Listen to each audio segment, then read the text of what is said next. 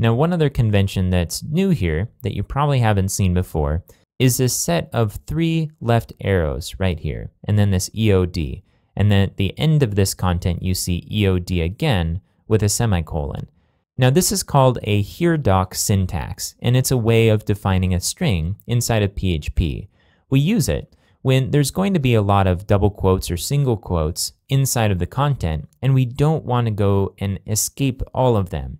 When it comes to HTML, there's a lot of double quotes when we use attributes, and in the actual content of a page, there's going to be a lot of single quotes. So using the heredoc here is basically like saying, here's a double quote, and at the end, here's a double quote, but inside, we don't have to escape our double quotes.